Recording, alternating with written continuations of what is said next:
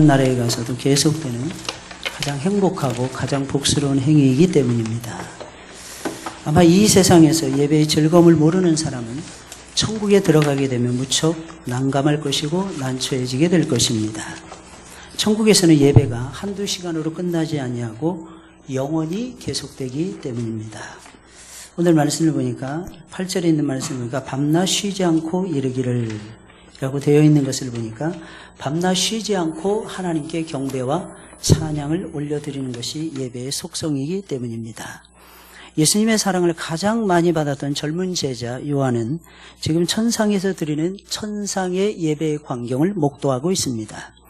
아마도 그는 이 광경을 바라보면서 깊은 황홀경에 빠졌을 것입니다. 하늘나라의 예배의 광경을 보니 하나님을 호위하던 내 생물들과 구원을 받은 모든 성도들을 대표하는 24장로들이 엎드려서 경배를 드리고 있었습니다. 또한 하늘의 모든 천군과 천사들이 모든 만물들까지도 하나님께 경배를 드리고 있는 것이었습니다. 우리는 모두가 하나님이 만드신 피조물들이기에 예배를 드려야 되는 것입니다. 예배를 드려야 되는 이유는 하나님이 우리를 만드셨기 때문인 것입니다. 더 놀라운 사실은 그리스도의 보혈의 피로 말미암아 저와 여러분들을 다시 창조해 주신 분이 하나님이시기 때문에 저와 여러분들은 끊임없이 하나님 앞에 나와서 예배를 드려야 되는 것입니다. 기분이 좋을 때도 예배 드리셔야 되고 기분이 나쁠 때도 예배 드리셔야 되고 누구하고 싸웠을 때도 예배 드리셔야 되고 누구와의 관계가 좋았을 때도 예배 드려야 되는 것입니다. 너무 좋아서 사람들만 만나서 열심히 희낙낙하시면 안 되고 오히려 그런 순간에도 나는 예배해야 된다. 나는 하나님 앞에 예배드리고 싶다 하시면서 하나님 앞에 나오셔야만 되는 것입니다.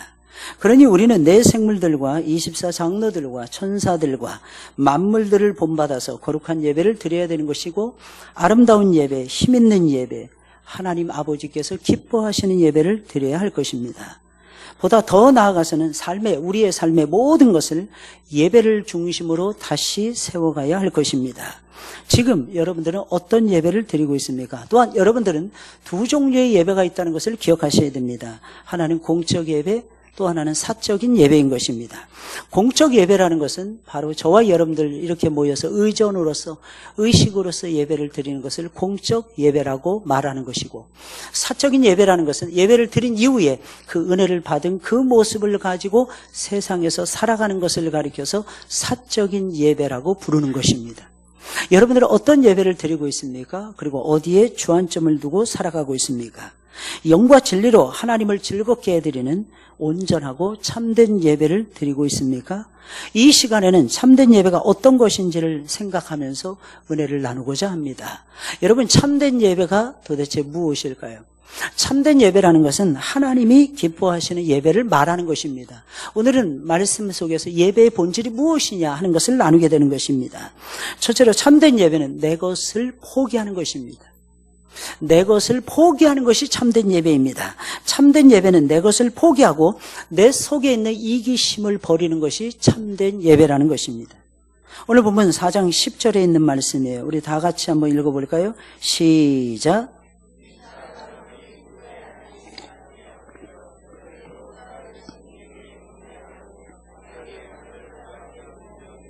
아멘.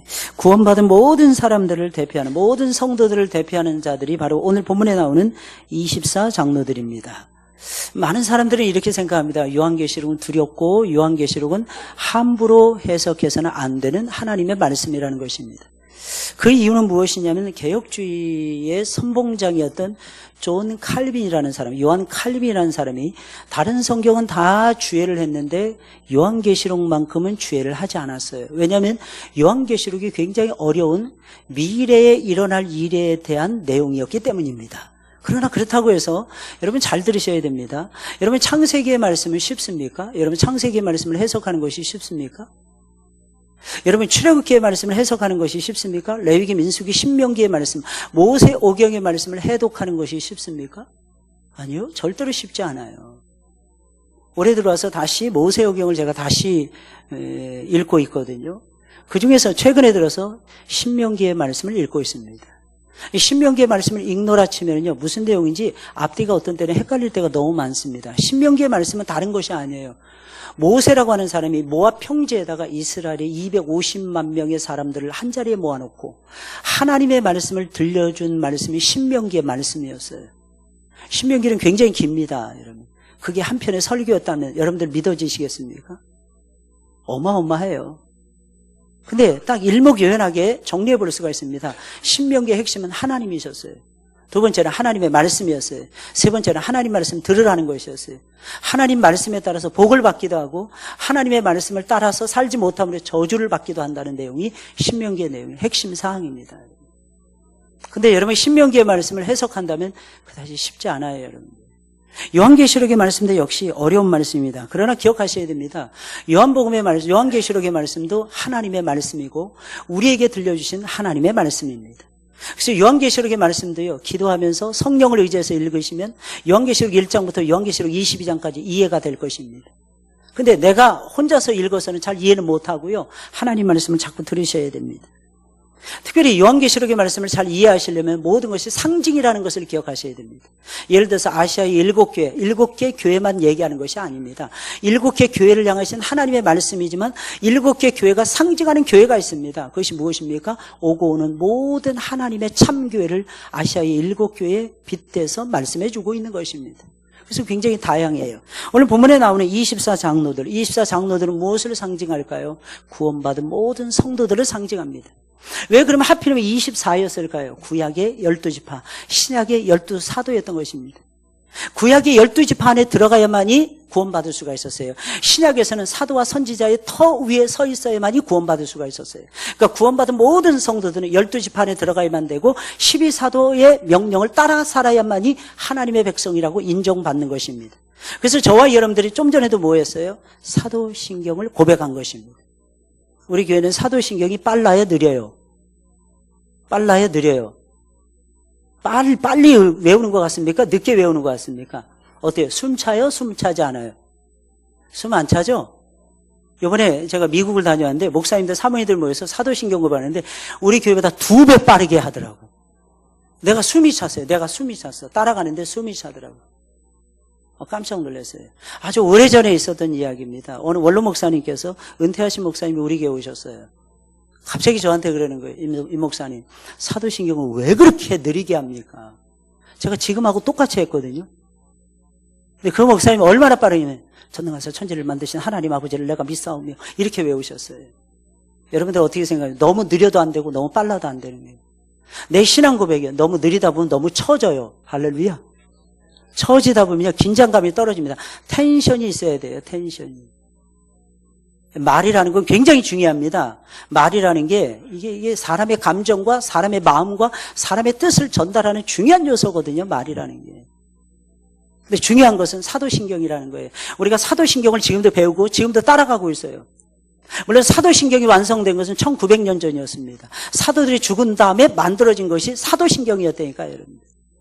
이해가 잘 가십니까? 사도들이 있을 때는 사실상 없었어요. 사도들이 죽은 다음에 만들어진 것이 사도신경이었어요. 왜 그랬을까요? 사도들이 전하는 복음이 진짜라는 거예요. 그래서 12사도 위에 딱 서 있어야 돼요. 12사도가 증거하는 하나님의 복음의 말씀에 우뚝 서셔야 됩니다. 처음 만나도 이상하게 친해집니다. 여러분, 놀라운 사실은 우리에겐 공통점이 있기 때문입니다. 그 공통점이 무엇입니까? 예수 그리스도세요. 그 공통점이 무엇입니까? 예수 믿으면 천국 간다는 것입니다. 예수 믿으면 새로워진다는 것입니다. 복음이에요. 하나님은 저와 여러분들에게 한 가지 중요한 공통점을 주셨어요. 그것이 무엇입니까? 여호와 하나님을 우리의 아버지로 모시고 사는 위대한 공통점을 주신 것입니다. 24장로들이라는 것은 바로 그런 것입니다, 여러분들. 24장로들은요, 보좌에 앉아 계신 거룩하신 하나님을 향해서 엎드려 경배하고 있었어요. 이들은 예수님의 백보자 심판 때 예수님의 딱 백보자라는 거 흰 보좌를 얘기하는 거예요. 하얀 보좌 위에 예수님이 거룩하신 모습으로 딱 앉아 있었어요. 양쪽으로, 양갈래로, 한쪽에는 12지파, 12지파의 지파장들이, 한쪽에는 12사도가 앉아 있었어요. 근데 너무 놀라워요, 여러분들. 이들은 그런 자리에 앉아있지 아니고 내려왔다는 것입니다. 내려와서 무엇을 한 것입니까? 하나님께 경배를 드렸던 것입니다. 여러분, 신앙은요, 하나님 앞에 머리를 숙이는 거예요. 신앙이라는 것은 하나님 앞에 엎드리는 것입니다. 엎드리는 자를 하나님이 높여주십니다. 할렐루야.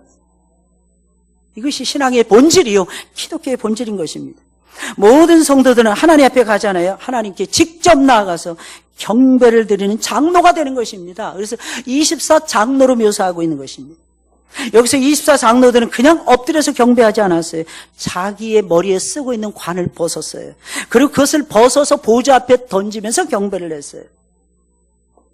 장로들이 쓴 이 관은 아마도 그들이 천국에 이르렀을 때 예수 그리스도께서 잘했다. 얘들아, 너희들이 너무 잘했다. 힘들고 어려운 가운데 너희들이 육신의 아픔을 가지고도, 육신의 어려움을 당하면서도, 육신의 고난을 당하면서 나를 부인하지 아니하고 나를 시인했으니 내가 너희의 머리에다가 관을 하나씩 씌우니, 금 면류관을 하나씩 씌워줬던 것입니다. 근데 이 관을요, 가장 큰 자랑거리 아니었겠어요? 그들이 가지고 있는 전 재산이었어요. 모든 것이 다 없기 때문입니다. 아무것도 없었기 때문에 유일하게 예수님이 주신 것이 금 면류관이었거든요. 근데 이것을 하나님께 드리는 거예요. 자신들의 최고의 것을, 가장 자랑할 수 있는 것을 벗어서 하나님 앞에 아낌없이 드렸던 것입니다. 이런 모습이 아름다운 모습. 이것은 내 자랑거리도 내 것이 아니라 주님의 것이기에 얼마든지 내가 벗어서 하나님 앞에 드릴 수 있습니다 라고 하는 것을 나타내는 것입니다. 내 것을 포기하는 것입니다. 내 속에 있는 이기심을 내려놓는 것입니다. 완전히 벗어던지는 거룩한 행동이 바로 관을 벗어서 하나님 앞에 던지면서 경배하는 행위였어요. 하나님만이 나에게는 가장 소중하신 분이십니다. 할렐루야. 이 사실을 저와 여러분들이 믿으셔야만 됩니다. 내 목숨이 제일 소중하죠. 근데 내 목숨을 누가 만드신 거예요? 하나님이 만드신 거예요. 내 목숨을 누가 만들었는지 알아야 됩니다. 나로 하여금 천국의 소망을 가지고 살아가게 해주신 분이 누구입니까? 예수 그리스도십니다.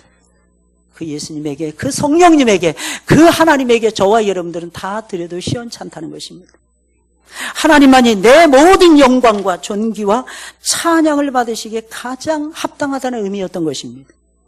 우리가 하나님을 예배할 때 가장 큰 장애물이 무엇이라고 생각하십니까? 나라고 하는 존재예요. 나라고 하는 존재. 살다 보면은요, 어떤 사람들은 그럽니다. 서로 내 탓만 하는 거예요. 당신 때문에, 내가 당신 때문에 힘들었어. 당신 때문에 어쩌고 저쩌고. 이번에 제가 미국을 다녀왔잖아요. 샌프란시스코를 다녀왔거든요. 거기 서중노예라는 곳에 노예에 참석해서 제가 성찬식 설교를 하고 하나님의 말씀을 증거하고 성찬식을 집례를 했어요. 저는 그런 성찬식은 제 생애 처음이었습니다. 저보고 와서 조용히 성찬식만 집례하라는 거였어요. 성찬식은 짧잖아요, 여러분들. 시간이 짧으면 부담도 짧게 되어 있거든요. 그래서 편한 마음으로, 아주 편안한 마음으로 한 페이지 정도 준비해서 갔습니다. 근데 딱하니 보니까 순서지에 떡하니 써 있는 거예요. 성찬식, 그리고 1시간. 제 생애 처음이었다니까요. 성찬식을 제가 1시간 동안 집례해보기도 처음이었습니다. 그래서 어떻게 했느냐? 앞에 말씀을 넣었어요. 말씀이 딱 끝났는데 한 어르신 백발이 성성한 노 목사님이 앞으로 나오시는 것이었어요. 왼손으로 저를 탁 잡으시는 거예요. 순간 봤더니 오른손이 의족이었어요. 그분이 누구시냐? 말씀 듣고 깜짝 놀랐어요. 책에서나 제가 봤던, 공부할 때 박종칠 교수님이라는 분이었는데 저희 은사가 되시는 서건태 목사님과 쌍벽을 이루었던 고신의 어른신이었어요. 딱 제 손을 잡으시면 성 목사 제자가 맞네, 딱 그러시는 거예요. 딱 나오시면 제 손 왼손을 딱 당신 성 목사 제자가 맞아, 딱 잡으시는 거예요. 저 얼마나 감사했는지 몰라요. 그 어르신이 마지막으로 제자들을 모아놓고 내가 언제 이런 얘기할 줄 모른다고, 그래서 마지막 끝나는 시간에 모든 것이 다 4박 5일의 모든 일정이 다 마감 짓는 마지막 시간에 내 한마디만 했으면 좋겠다고 해서 손 들고 앞에 나와서 딱 한 말씀 하시는 거예요. 이래저래 얘기를 다 하시면서 내가 세 단어만 강조하겠다고 갑자기 그러시는데 영어를 쓰시는 거예요. Be humble. Be humble. Be humble. 겸손하라는 것이었어요. 겸손하라. 사랑하는 나의 제자들이여, 겸손하라. 5살 때 교통사고로 오른쪽 팔을 다 잃으신 거예요. 머리가 굉장히 비상하고 똑똑하셨어요. 성경 한 번 보면 잊어버리지 않는 그런 어르신이었어요. 평생 남한테 지기 싫어하고, 당신이 그렇게 살아보니까 이제 80이 넘어서야 이제서야 깨닫는다는 거예요. 사모님이 뒤에 앉아 계셨어요. 사모님한테 내 그래 살아온 거 맞지? 그러시네요. 내 그래 살아온 거 맞지? 그러니까 사모님이 웃으시면서 맞으시다는 거예요. 근데 내가 이제 80이 넘어서 내 철이 듭니다. 그러시네요. 네, 이제 느끼는데 겸손이 최고입니다. 어거스틴이 얘기했잖아요. 첫째도 겸손, 둘째도 겸손, 셋째도 겸손. 신기하죠. 정말 신기하죠. 어느 교회는, 어느 선배 목사님 교회는 애리조나 십자가의 교회인 거예요. 애리조나에 있는, 애리조나는 어디냐면 미국의 공군 기지가 있는 곳이에요. 미국의 핵심 사령부가 있는 곳이에요. 거기에서 애리조나에서 거기서 근무하시면서 주의 일을 감당해내시는 목사님이 계시는데 이름이 십자가의 교회더라고요. 근데 그 목사님이 사모님과 같이 오셨는데 깜짝 놀랐어요. 십자가의 교회. 무슨 생각이 드십니까? 저는 이렇게 생각했어요. 아, 저분들은 고난이 많으신가 보다. 전혀 아니에요. 계속 교제하는 동안 4일, 5일 동안에 계속 웃으시는 거예요. 사모님 모습 속에서도 웃음이 떠나지 않는 거예요. 목사님 웃음 속에서도 웃음이 떠나지 않는 것이었어요. 이유가 무엇입니까? 그분들은 예수 그리스도를 자신들의 구주로 영접했기 때문입니다. 사모님 언제 미국 가셨습니까? 여쭤봤어요. 14살에 갔대요. 목사님이 언제 가셨어요? 10살에 가셨대요. 영어를 기가 막히게 잘하세요. 본토배기처럼 잘하십니다. 근데 그렇게 겸손하세요. 항상 웃으세요. 서로 그냥 후배들을 격려하고, 제가 말씀을 증거하는데 앞에 앉아서 아멘을 혼자서 다 하시더라고요. 그 목사님이. 제가 은혜 받고 왔어요. 제가 은혜 끼치러 갔다가 은혜 받고 왔어요. 그 자세와 그 태도. 더 신기한 거 말씀드릴까요? 목사님들, 사모님들 한 40명이 노예로, 2노예가 합쳐졌습니다. 깜짝 놀란 거. 그 중에 절반이 저를 안다는 거. 오늘 깜짝 놀랐어요. 어떻게 그렇게 됐을까? 한 다리 건너서 다 알더라고요. 이야, 무섭더라고요. 목사님 거기서 오셨네요. 목사님이 저한테 아는 체를 하는데 깜짝 놀랐어요. 목사님 제가 누구 아들이에요 그러는 거예요. 알고 봤더니 우리 선배 목사님 아들이었던 거예요. 그 자리에 온 거예요. 그래서 목사님 나이가 근데 한참 젊어 보이고 어려 보이길래 세상에 47살이나 먹었더라고. 제가 SFC 운동할 때 저를 봤던 친구예요. 그래서 저한테 다가서는 목사님, 여기에 목사님 후배들 많이 있습니다. 미국에 많이 들어와서 지금 사역하세요. 목사님 다음번에 이렇게 오시지 마시고 시간 좀 넉넉하게 내서 와주세요. 그러더라고요. 근데 시차가 16시간이라 가고 싶지 않더라고요. 이게요, 하루에 1시간씩 시차를 극복할 수 있거든요. 하루에 1시간씩. 가는데 비행기 타고 제가 4시 비행기로 갔어요. 잠을 자야 되잖아요. 잠잘 시간이 없는 거야. 왠지 아세요? 잠만 자려고 그러면 깨워서 밥 먹으라니까. 깨워서 밥 먹으라는 거예요. 조금만 잤다 하면 깨우는 거야. 뭐 수건 갖다 줘, 뭐 해줘, 뭐 주스 마실래요? 밤을 거의 꼬박 새우다시피 도착인데 아침이야. 자고 싶은데 아침인 거야. 미치겠더라고요, 진짜. 다행히 그때가 금요일이었어요. 그러니까 잠자고, 근데 잠이 와야지. 또 밤이 되니까 2시간 자고 깨고 3시간 자고 깨고, 또 토요일 날 또 관광할 시간이 없다고 하루 동안은 관광을 하셔야 된다고, 뭐 금문교 봐야 된다 그러고 뭐 봐야 된다고. 나는 그런데 관심이 없는데, 저는 진짜 관심이 없어요. 금문교라고 있더라고요. 샌프란시스코 다리더라고요. 근데 이게 철로 만들어진 거예요. 미국에 1927년도에 완공한 거예요. 1927년도에. 어마합니다. 다 철이에요. 해마다 페인트 칠한답니다. 근데 페인트 칠하는 사람들이 그거 페인트를 완성시키는데 1년 걸린답니다. 그러니까 이쪽 끝에서 저쪽 끝에까지 1년 페인트 칠하라고, 다시 이쪽 끝에서 저쪽 끝에 1년 페인트 칠을 한답니다. 이거 안은 부식돼서, 아이언이니까, 철이니까 부식돼서 바닷바람에 썩어서 녹아내린답니다. 1년 내내 자비랍니다. 페인트 칠하고 그러면 끝난답니다. 그 사람은 1년 동안 페인트 칠하면 한 해가 가고 1년 동안 페인트 칠하면 한 해가 가는 거야. 굉장히 크더라고요.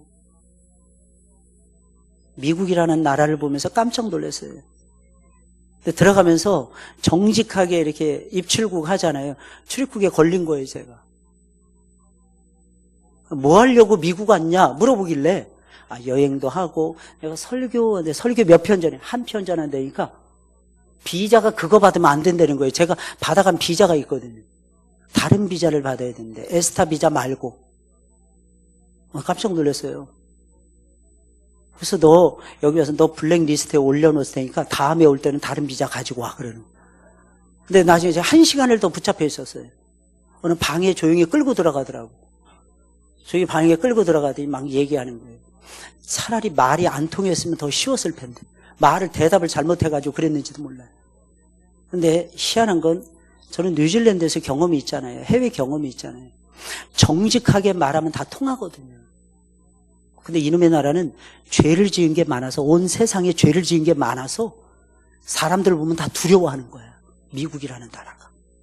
왠지 아시죠? 이라크하고도 전쟁하고 이란하고도 전쟁하고 알제리하고도 전쟁하고 리비아하고도 전쟁하고 아프가니스탄하고도 전쟁하고 그러니까 온갖 나라의 테러를 받는 나라가 미국인 거야. 그러니까 웬만한 사람 다 의심의 눈초리로 다 보는 거예요. 근데 저는 일하러 간 거지 사실 저는 놀러 간 것이 아니었거든요. 한 편 설교한다 그랬더니 한 편 설교든 두 편 설교든 설교라는 거예요. 일이라는 거예요. 짭이라는 거예요. 희한한 애들이야. 진짜 희한한 애들이야. 한참 붙들어 놓더니 나중에 풀어준다 그러면서 저를 방으로 같이 일행이 이제 부노회장 장로님하고 같이 갔거든요. 저를 골방으로 끌고 와. 저만. 그 장로님은 아무 문제 없다는 거예요.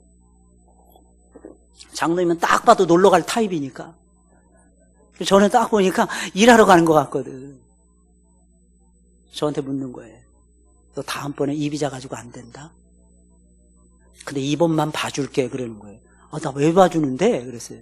걔한테. 그랬더니 이번 처음이니까 너 봐줄 거야. 근데 다음에 만약에 너 리스트에 내가 기록으로 남길 거야. 리코더로 남길 거야. 다음에 안 가려고요. 그래서 기분이 너무 나빠서 이름의 나라 내가 뭐 가고 싶어서 가는 것도 아니고. 근데 그 다음에 역사가 있더라고요. 역사가. 교회 가가지고 설교를 하는데 제가 뉴질랜드에서 살았던 도시가 오클랜드였거든요. 근데 그 저기 그냥 샌프란시스코라고만 알았지 그 샌프란시스코 옆에 오클랜드라는 도시였어요. 그 오클랜드 우리 교회에서 설교를 하게 됩니다. 좀 깜짝 놀랐어요 진짜. 근데 봤더니 딱 옛날에 제가 뉴질랜드에서 사역하는 우리 교회 분위기하고 너무 똑같더라고요. 근데 딱 한 가지 다른 것이 있었어요. 그 교회는 노인분들이 많았고 우리 교회는 젊은이들이 많았어요. 노인분이 우리 교회는 집사님 2분 어르신 2분밖에 안 계셨어요. 부부였는데. 근데 거기는 70% 이상의 노인분들이시더라고요. 예배 끝났습니다. 한 장로님이 갑자기 다가오시더라고요. 언제 오셨습니까? 그랬더니 6.25 끝나고 오셨대. 와, 세상에. 어떻게 해요? 그랬더니 이북에서 오셨대. 이북에서. 남한에 내려왔더니 이북 떨거지라고 남한 사람들이 괄시했답니다. 그 소리 듣기 싫어서 어떻게 저떻게 해서 미국까지 들어가시게 된 거예요. 지금 여러분 제가 이 말씀을 드리는 걸 잘 이해하셔야 돼요. 지금 한국에 정착 못한 탈북민들이 많다는 거예요. 미국으로 영국으로 우리 한국 사람들이 지금도 내몰고 있다는 거. 여러분 새겨 들으셔야 돼요. 다 같은 우리 피를 나는 우리 동포잖아요. 어디에서 태어났든지 무슨 상관입니까? 특히 예수님 안에서는 하나가 되셔야죠. 너무 안타까웠어요. 너무 안타까웠어요. 거기 또 다른 연로하신 목사님 70 넘으신 은퇴 목사님들이 3분하고 사모님들 3분이 오신 거예요. 몇 년 되셨냐니까 40년 넘으시고 30년 넘으시고 나그네 인생을 힘들게 살아가고 계십니다. 저와 여러분들의 인생 참된 예배의 출발점 이기심을 버리는 것입니다. 나밖에 모르고서는 예수님 못 만나요. 그러니까 예배가 예배답지 못한 것입니다. 참된 예배의 출발점은요 나를 버리는 것이고 내 것을 포기하는 것이고 이기심을 버리는 것입니다. 그래서 이런 이기심을 극복하기 위해서 가장 먼저 해야 될 일이 무엇인지 아십니까? 오직 주님을 바라보는 거예요. 오직 예수님을 바라보는 것입니다. 예수님 바라보잖아요. 얼마나 많은 시간을 하나님을 묵상하고 하나님을 생각하는 데 사용하고 계십니까? 저 오기 출발하기 전날에 죽을 뻔했어요. 갑자기 마지막으로 마음이 풀어졌는지 갑자기 배탈이 났는데 밤새도록 설사했어요. 밤새도록. 제 얼굴이 좀 반쪽으로 보이지 않습니까? 그죠? 얼굴도 새카매 보이지 않나요? 더 가뜩이나 새카만데 더 새카매 보이지 않나요? 못 먹어서 그래요. 못 먹어서. 그거 다 쏟아냈어요. 근데 너무 신기하더라고요. 제가 성경을 놓치고 싶지 않더라고요. 깨어서 있는데 아프니까 잠도 안 오고 신명기를 15장을 읽었어요. 신명기 말씀. 근데 역시 하나님 말씀이 약이 되더라고요. 새벽쯤 되니까 하나님이 치료해 주시는 게 느껴지는 거예요. 못 올 줄 알았는데 공항까지 한 걸음에 달려왔어요. 멀쩡히 서가지고 다 했습니다. 다 모든 거 수속 절차 다 밟고 그리고 들어와서 비행기 안에 앉아있는데 또 몰려오는 거예요. 근데 설사는 완전히 멈추게 하시더라고요. 하나님께서. 먹을 것이 없는 거예요. 그래서 뜨거운 물 달라 그래서 밥을 익혀가지고 먹었어요. 왜냐면 그래야 내가 버틸 수 있을 것 같아서. 근데 두 번째는 도저히 2끼 먹거든요. 12시간 비행하는데. 두 번째는 도저히 못 먹겠더라고요. 그래서 뜨거운 물에다가 설탕 타오라 그랬어요. 그리고 딱 내리니까 5시 15분에 도착했어요. 어제 오후 5시 15분. 그리고 죽을 먹었어요. 죽이 준비돼서. 죽을 먹는데 저는 죽기보다도 죽 먹는 걸 싫어하거든요. 기운이 나야죠. 또 쓰러져 또 자는 거였어요. 오늘 4시 20분에 깼습니다. 하나님은 힘 주시더라고. 하나님 바라보세요. 나를 내려놓고 하나님 바라보셔야 돼요. 두 번째로 참된 예배는 오직 주님만 바라보는 것입니다. 여러분 무엇을 바라보십니까? 주님 바라보고 계십니까? 4장 2절입니다. 내가 곧 성령에 감동되었더니 보라 하늘에 보호자를 베풀었고 그 보호자 위에 앉으신 이가 있는데 우리는 모두 성령의 감동하심을 받아야 돼요. 성령 받았다는 증거가 뭔지 아십니까? 내 안에 예수님이 믿어진다는 것이고 예수 그리스도가 보여지기 시작한다는 것이고 하나님이 느껴지기 시작한다는 거 아닙니까? 이게 성령 받았다는 증거인 것입니다. 특별히 성령의 감동하심을 받잖아요. 어떤 역사가 나타날까요? 보좌 위에 앉아 계신 하나님이 보여지기 시작을 해요. 하나님의 영이 아니고서는 하나님 알 수도 없고요. 하나님 만날 수 없고요. 하나님의 위로를 경험할 수도 없습니다. 그분에게 바른 예배를 절대로 드릴 수가 없습니다. 성령이 충만해서 성령이 이끌어 가시는 대로 사셔야 됩니다. 고집 부리지 마시고요. 내가 살아온 경험으로 살아가지 마시고요. 내가 알고 있는 그 알량한 지식으로 제발 살아가지 마시고요. 위대하시고 위대하신 하나님을 바라보시면서 살아가세요. 그분이 인생의 대장이시라니까. 그분이 우리의 전부가 되신다니까요. 할렐루야.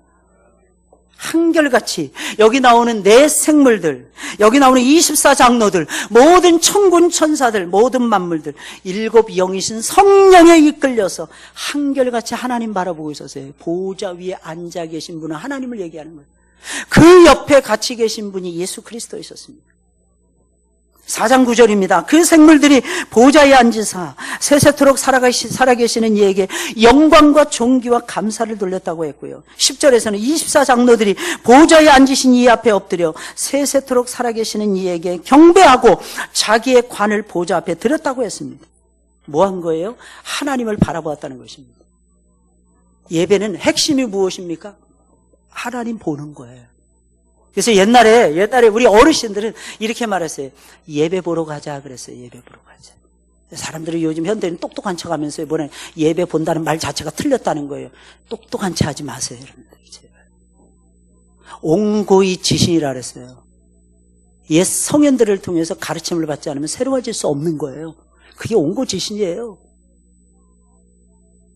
여러분 하늘에서 내가 뚝 떨어졌다고 착각하지 마세요. 여러분. 힘없는 노인분들이라고 해서 무시하지 마세요. 노인분들이 한마디 한마디 던져주는 것이 우리의 목숨보다도 더 소중할 때가 많습니다. 근데 우리는 놓칠 때가 정말 많지 않나요? 하나님 말씀을 들을 때 무엇을 생각하면서 말씀을 들으십니까? 하나님 어떤 분이신가? 묵상하면서 들으세요. 하나님 나를 사랑하시는 하나님 어떤 분이신가? 그리고 보좌에 앉아 계신 하나님을 계속 바라보셔야 됩니다. 실망과 좌절에 빠졌을 때나, 기운이 빠져서 의기소침할 때나, 아플 때나, 아니면 굉장히 좋고 기분 좋은 일이 생겼을 때나 힘주시고 위로해 주시고 기뻐하시는 분은 예수 그리스도십니다. 그분을 바라보셔야 돼요. 그리고 그분께 아멘하세요. 그럼 자 보세요. 하나님 앞에 나아왔어요. 하나님 앞에 나아왔어요. 그리고 하나님을 바라봤어요. 그럼 그 다음에 어떻게 되는 것입니까? 하나님께 찬양을 드려야 되는 것입니다. 나를 포기하고 내 것이라는 것을 포기하고 이기심을 버리고 하나님을 바라봤어요. 그럼 뭐 해야 됩니까? 두 가지를 꼭 하셔야 됩니다. 첫째는 찬양이에요. 참된 예배의 본질은 계속해서 찬양을 올려드리는 것입니다. 우선 내 생물이 하나님을 먼저 찬양했어요. 내 생물은 그 모양이 사자 같기도 하고 사람 같기도 하고 송아지 같기도 하고 독수리 같기도 했어요. 6날개가 있어 날아오르는데 2날개로 날리고 2날개로 얼굴을 가리고 2날개로 발을 가렸습니다. 그 안에는 눈이 가득 채워져 있었다고 했어요. 이들은 천사들 가운데 꽤 높은 지위를 차지하던 하나님 앞에서 그룹들이었고 스랍들이었습니다. 이사야 6장에도 이 네 생물들이 등장을 하는데 이 네 생물의 공통점이 있습니다. 밤낮 하나님을 호위하면서 찬양만 했어요. 뭐라고 찬양했습니까? 거룩하다 거룩하다 거룩하다 만군의 여호와여. 여러분 이게 전부였어요. 거룩하다 거룩하다 거룩하다 만군의 여호와여. 여러분 찬양의 핵심이 무엇인 줄 아십니까? 하나님을 반복해서 노래하는 거예요. 하나님을 반복해서 노래할 때 그때 힘이 생기는 거예요. 왜 힘이 안 생깁니까? 1000번 불러보셨습니까? 10,000번을 불러보셨습니까? 한 곡을 놓고 10,000번을 불러보셨습니까? 10만 번을 불러보셨습니까?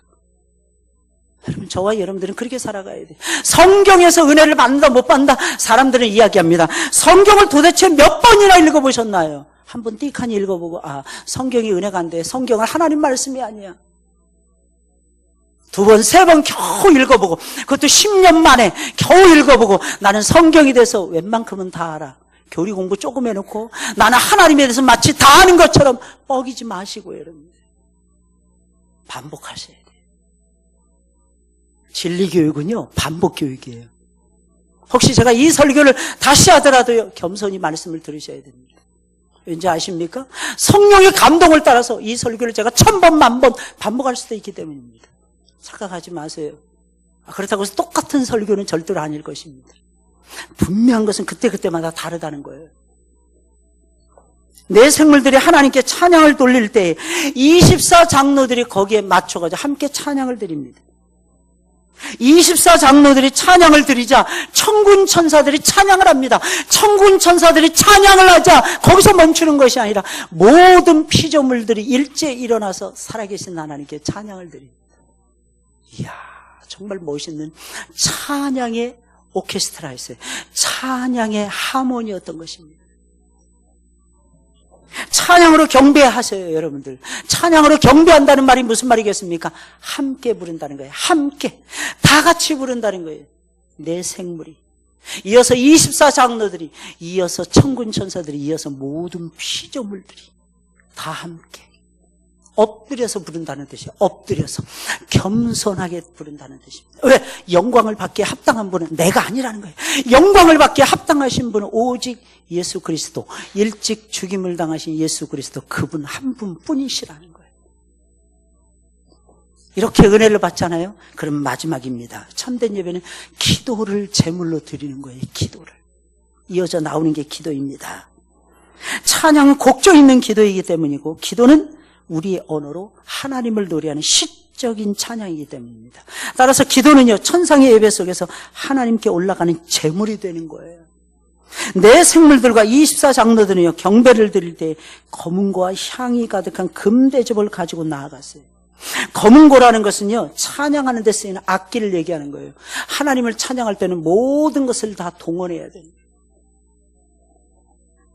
그리고 하나님을 높여드려야 되는 거예요. 금대접이라는 것은 무엇입니까? 성도의 기도를 모아놓는 대접, 금그릇을 얘기하는 거예요. 5장 8절에 있는 말씀을 보니까 금대접에 담긴 향이 하나님 앞에 드리는 예물이라고 말했는데 이 예물이 성도의 기도들이라고 했어요.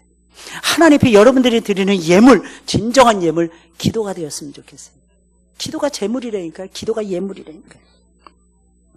우리가 드리는 이 기도가 하나님 앞에 드리는 향이고 예물이는 것입니다.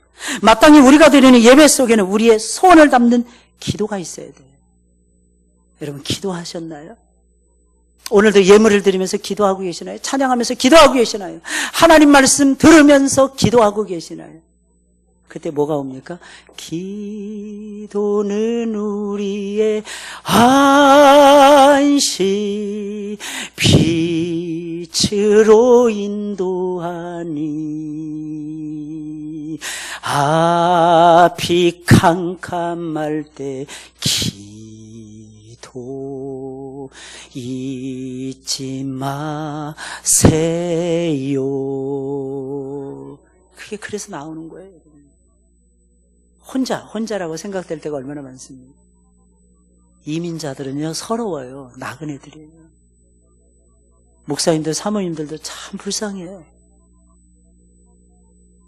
돌아오는데, 얘기하는데, 갑자기 목사님 두 분이 저한테 붙는 거예요. 알고 봤더니 두 분이 동기였어요. 한 분은 샌프란시스코에서 개척을 하고, 한 분은 애리조나에서 개척을 해서 1년에 한 차례나 얼굴을 본답니다. 총회로. 굉장히 친했던 친구예요. 나이도 동갑이고. 아, 그러십니까? 반갑네요, 목사님들. 목사님들 학번이 어떻게 돼요? 그랬더니 86학번이래요. 86학번이면 저보다 1년 후배거든요. 아, 그렇습니까? 반갑네요. 신학교는요, 신대원의 기수가 어떻게 49회라는. 깜짝 놀랐어요. 저하고 동기인 거 있죠. 근데 그 친구들은 부산고신에서 공부했고 저는 서울고신에서 공부했고. 근데 너무 신기한 건요, 새벽 예배 2차례에 설교를 했는데 이 두 분이 했어요. 그리고 제가 성찬시 설교하고 부흥회 설교를 했던 거예요.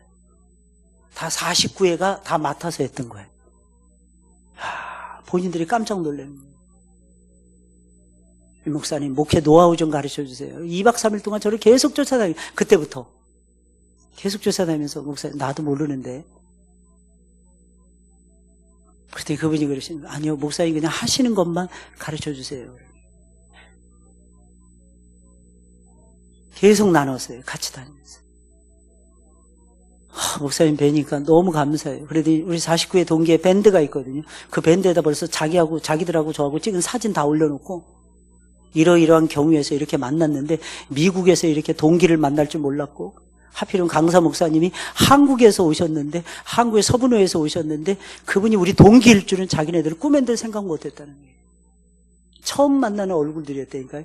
그런데 그렇게 반가운 거예요, 서로. 딱 한 가지 공통점이. 사랑하는 성도 여러분들, 우리는 어떻게 살아가고 있습니까? 우리의 주인은 하나님이십니다. 그 하나님 때문에 사실은 즐거웠던 거예요. 근데 나이가 비슷한데 서로의 마음속에 하나님이 다 자리 잡고 있는 거예요. 하나님이 주인인 거예요. 그 손 딱 잡더니 마지막에 그러는 거예요. 임 목사님 많이 좀 나누었으면 좋겠어요. 그러는 거예요. 그래서 제가 손을 잡아주면서 그랬어요. 목사님, 당연하죠. 이민사회 속에서 목회한다는 것이 얼마나 힘든 일인지 제가 누구보다도 잘 압니다. 이 옆에 사람, 멀리 있는 사람하고 얘기 나누잖아요. 1시간도 안 돼서 돌아옵니다. 그게 좁아 터진 이민사회예요. 누구 믿고 이렇게 얘기했잖아요. 금방 돌아옵니다. 화살이 돼서 독이 돼서 돌아와요. 침묵이 금인 나라가 이민 목회. 아무하고도 못 나눈다는 거예요. 자기 들어온 지 11년 차 됐는데 너무 외롭고 너무 힘들다는 거예요. 그래서 저보고 같이 나누자고 카톡으로 나누든지 뭐로든 나누든지 목사님 나누었으면 좋겠다는 거예요. 하나님은요, 우리를 쓰시더라고요. 어디를 가든지 무엇을 하든지 하나님의 계획 속에서 우리가 살아가고 있어요. 그러니 저와 여러분들이 어찌 하나님 보시기에 참된 예배를 안 드릴 수가 있겠습니까? 하나님께 참된 예배를 드리자고요. 내 모든 것을 포기하고 내 이기심을 내려놓고 오직 하나님만, 왕이신 하나님만 바라보면서 찬양과 경배를 아낌없이 올려드리자고요. 그게 바로 참된 예배의 본질이라는 것입니다. 신기한 건 6장부터 나오는 것이 무엇인 줄 아십니까? 미래에 일어날 처참한 하나님의 심판 사건이에요. 하나님은 천상의 황홀한 예배의 광경을 먼저 보여주신 다음에 너희에게는 이런 역사가 있다. 너희에게 이런 미래가 준비되어 있다. 그러나 너희가 고난도 받아야 될 것이니라, 심판도 있느니라 하는 것을 같이 보여주시는 거예요. 근데 먼저가 황홀한 예배였다라는 거예요. 여러분, 우리의 이 삶도 똑같지 않습니까? 예배가 먼저이고 삶이 나중인 것입니다. 무슨 일이 있어도 예배 먼저 드리시고요, 삶을 그 이후에 가져가신다면 여러분들의 삶은 주님의 은혜로 충만하게 될 것입니다. 믿으시기를 주의 이름으로 축원을 드립니다. 우리 찬송 부르겠습니다. 찬송가 200